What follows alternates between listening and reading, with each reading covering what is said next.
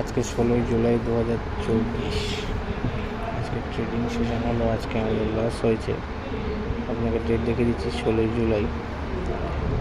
আজকে প্রথমে ট্রেড নিয়েছিলাম 30 মিনিটসের ক্যান্ডেলের হাই আর লো মার্ক করে, কারণ এর আশেপাশে থাকার কথা সারাদিনের রেঞ্জ। যখন ওটাকে ব্রেক করবে 2 মিনিটের ক্যান্ডেলে, তখনই আমাদের ট্রেড নেওয়ার কথা।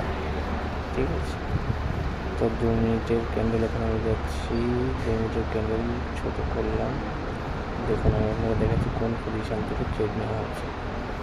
আমাদের ট্রেড নেওয়া হয়েছে যে পজিশানে ব্রেক করেছে, এই জন্য ঠিক এই পজিশান থেকে আমাদের ট্রেড নেওয়া হয়েছে যখনই আমাদের নিচে সাপোর্ট ভেঙে নিচে এসেছিল। এই পজিশান থেকে নেওয়া হয়েছিল যখন সাপোর্ট ভেঙে নিচে এসেছিল, কিন্তু তারপরে এটা ওপরে চলে যায়। আর আজকে যেহেতু এক্সপায়ারি ছিল এবং তার জন্য থিটা ডিকে হওয়ার দরুন যে দামে ধরা হয়ে গেছে, সেই দামে আর আমার ট্রেডটা আসেনি।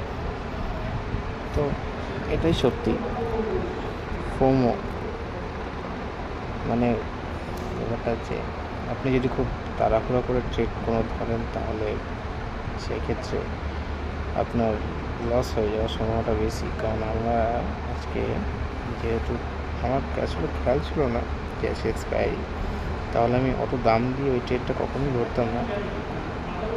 ইউজুয়ালি আমি ধরি না এক্সপায়ারি দিন ট্রেড। ওকে, তো দেখুন তারপরে ঠিক সাপোর্টের নিচেই এসছে, সারাদিন নিচেই থেকেছে, কিন্তু থিটা টিকে হওয়ার দরুন আমাদের লস আজকে করতে হয়েছে। চলুন আপনাকে দেখাচ্ছি এই যে আজকের লস। এটা ট্রেডিংয়ে সত্যি আপনাকে যেরকম লাভও নিতে হয়, সেরকম লসও নিতে হয়। লস খাওয়া